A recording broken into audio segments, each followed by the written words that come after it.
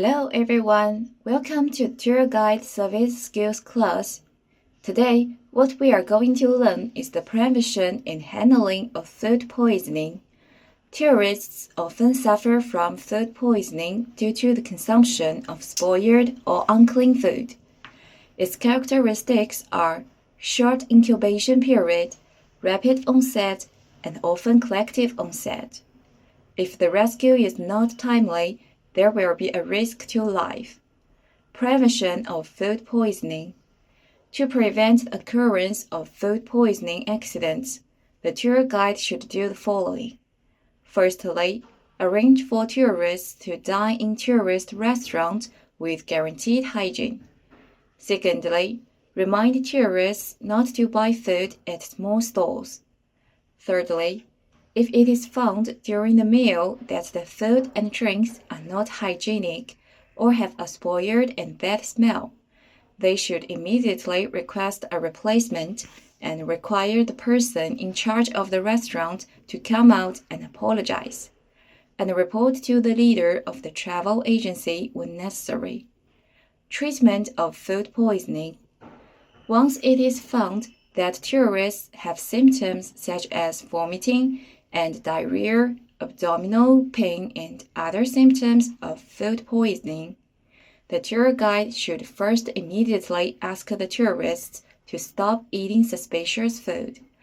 At the same time, dial 120 to inform the medical staff of the food eaten by the poisoned person, the time of consumption, and the amount of consumption. Before the ambulance arrives, the following self-rescue measures can be taken. Induced vomiting. For those who have been poisoned not long and have no obvious vomiting, they can be allowed to drink 5,000 to 8,000 milliliters of warm clear water and immediately use the method of gagging the throat to induce vomiting after drinking. When inducing vomiting, try to avoid retrograde choke cough and also try to avoid aspiration. The number of times of induced vomiting should be as many as possible until the vomit in the gastrointestinal tract is discharged and appears colorless, odorless, and clear to reduce the absorption of toxins. After a large amount of warm water for induced vomiting, when the vomit has become a relatively clear liquid, you can drink moderate amounts of milk to protect the gastric mucosa. If blood-like liquid is found in the vomit, it indicates that there may be bleeding in the digestive tract or pharynx, and induced vomiting should be temporarily stopped. Catharsis. After a poisoning occurs, if the time for the tourist to eat has exceeded 2 hours, you can choose the method of catharsis to be excreted as soon as possible.